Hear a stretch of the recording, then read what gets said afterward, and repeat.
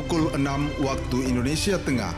Inilah Radio Republik Indonesia Bau-Bau dengan Warta Kepton. Berita seputar Kepulauan Buton. Kan sebenarnya kita ini ada satu posko yang belum terbangun di Sorowolio. Sorowolio memang ada rencana kita penambahan, hanya memang lokasinya belum sampai saat ini belum tersedia. Kita mengharapkan CTS KPD dalam meluluskan kebijakan pembangunan berdasarkan prioritas pembangunan yang nantinya akan menjadi dasar.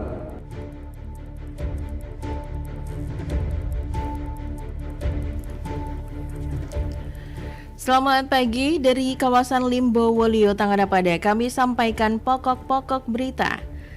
Optimalkan pelayanan Dinas Damkar Bau-Bau akan bangun pos damkar tambahan di Kecamatan Sorowolio. Rancangan awal RKPD Kota Bau-Bau tahun 2026 mengusung tema pembangunan Kota Bau-Bau sebagai kota budaya yang inklusif. Inilah Warta Kepton pagi selengkapnya hari ini Rabu 12 Maret 2025 bersama saya Siti Nur Hardianti.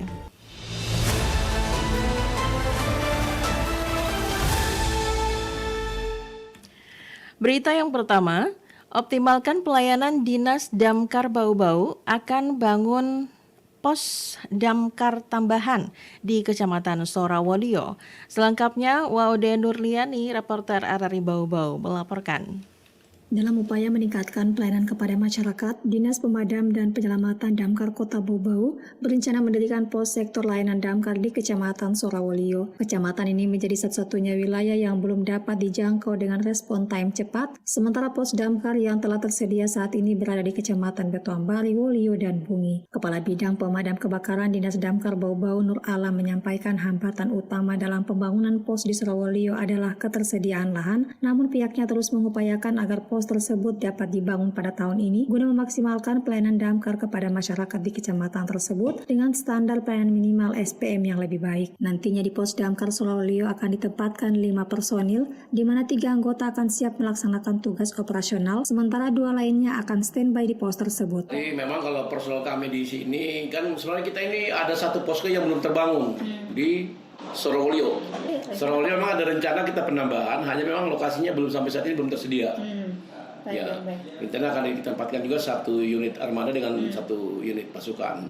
Kalau untuk di Kota Bau-Bau kan kita ini ada sudah ada di Wolio 1, di Betuambari 1, di Bungi 1, dengan di sini saja di Mako ada. Ya, di setiap pos sektor itu kami cuma ada 5 orang.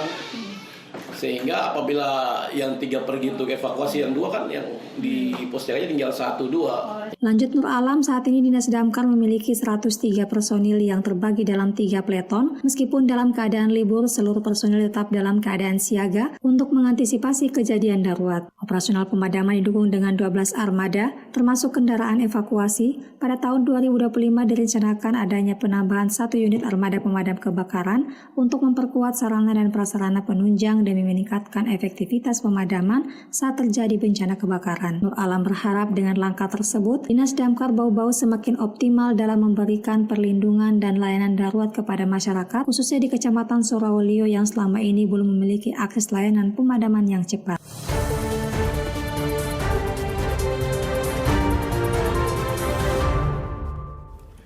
Rancangan awal RKPD Kota Bau-Bau tahun 2026 mengusung tema pembangunan Kota Bau-Bau sebagai kota budaya yang inklusif. Mengenai hal itu, Harul Mulku melaporkan. Kita mengharapkan CTS KPD dalam meluluskan kebijakan pembangunan berdasarkan prioritas pembangunan yang nantinya akan menjadi dasar.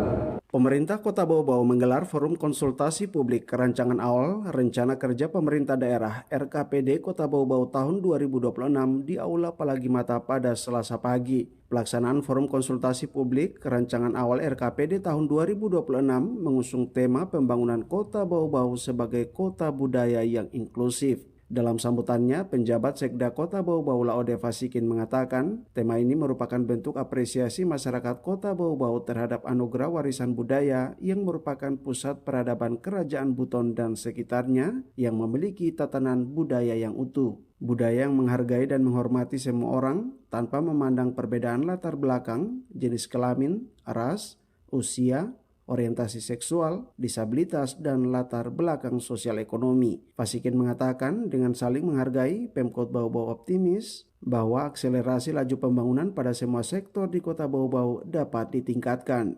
Kita mengharapkan setiap SKPD dalam meluluskan arah kebijakan pembangunan berdasarkan prioritas pembangunan yang nantinya akan menjadi dasar dan penentuan prioritas program kegiatan pembangunan yang dituangkan dalam RKPD Kota Bau-Bau.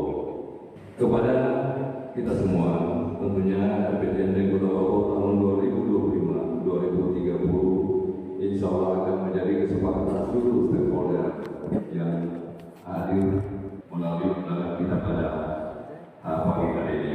Fasikin menegaskan dokumen rancangan awal RKPD tahun 2026 perlu mensinergikan arah kebijakan nasional dan provinsi, termasuk Kota Bau-Bau harus mengambil peran dalam mendukung asta cita Presiden Prabowo dan pemerataan pembangunan wilayah, yang tidak hanya konektivitas antar wilayah di 8 kecamatan, tetapi juga berkolaborasi dengan pengembangan kawasan wilayah kabupaten sekitarnya.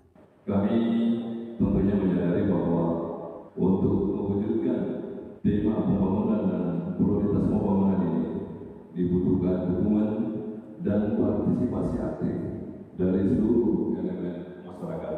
Oleh karena itu, melalui forum komunikasi pagi ini, kami mengajak kepada kita semua masyarakat Kota Bau-Bau untuk memberikan masukan, saran dan kritik yang konstruktif terhadap rancangan RKPD tahun 2026. Fasikin berharap dengan kerja bersama dan sinergi dari seluruh pihak dapat mewujudkan visi dan misi Kota Bau-Bau, yakni Bau-Bau sebagai kota budaya yang ramah, cerdas, sejahtera, dan bermartabat. Dari Kota Bau-Bau, Hairul Mulku, RRI, terus mengudara untuk Indonesia.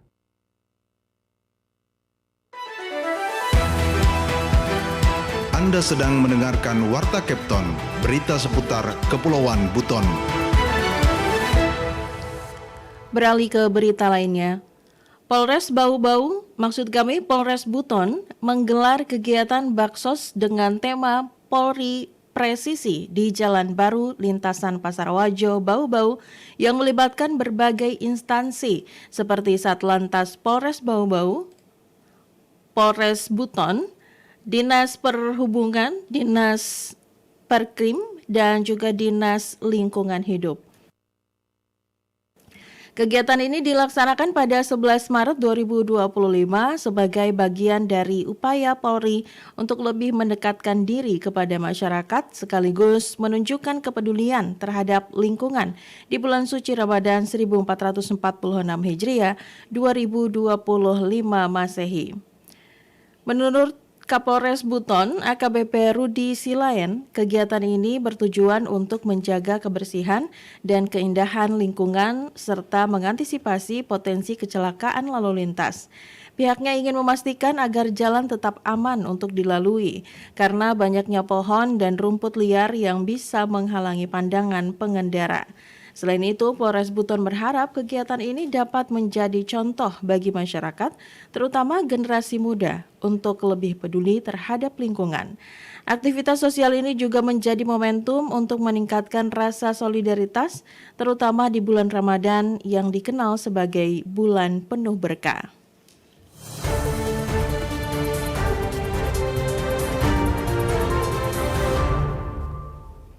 Berita yang terakhir, program pendaftaran tanah sistematis lengkap tahun 2025 di Kantor Pertanahan Kota Bau-Bau terus menunjukkan perkembangan signifikan.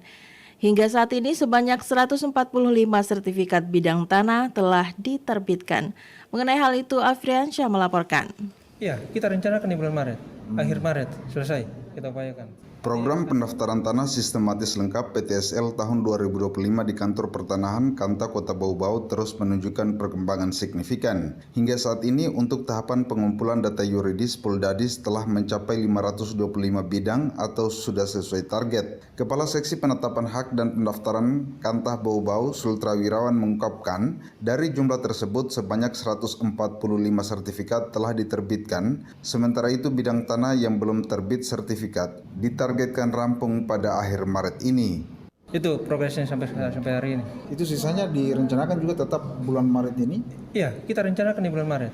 Akhir Maret selesai kita upayakan. Artinya kan sekarang semua berproses semua, masih berproses.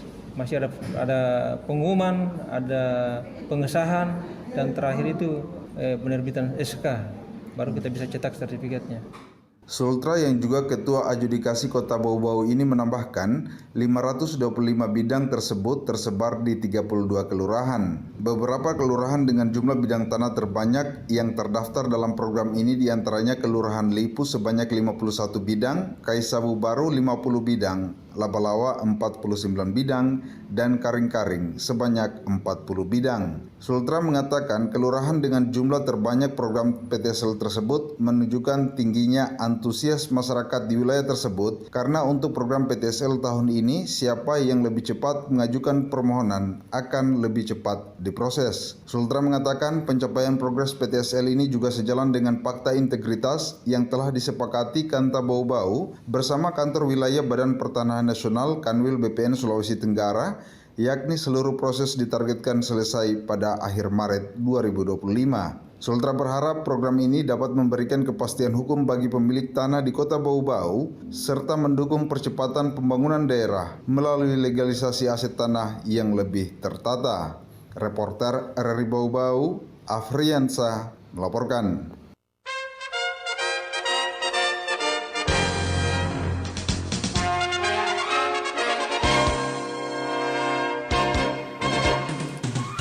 Pendengar, sebelum kami akhiri Warta Kapten pagi ini, kembali kami sampaikan pokok-pokok berita. Optimalkan pelayanan, Dinas Damkar Bau-Bau akan bangun pos damkar tambahan di Kecamatan Sorawolio. Rancangan awal RKPD Kota Bau-Bau tahun 2026 mengusung tema pembangunan Kota Bau-Bau sebagai kota budaya yang inklusif. Demikian Warta Kapten hari ini, mewakili kerabat kerja yang bertugas, kami ucapkan terima kasih untuk perhatian Anda.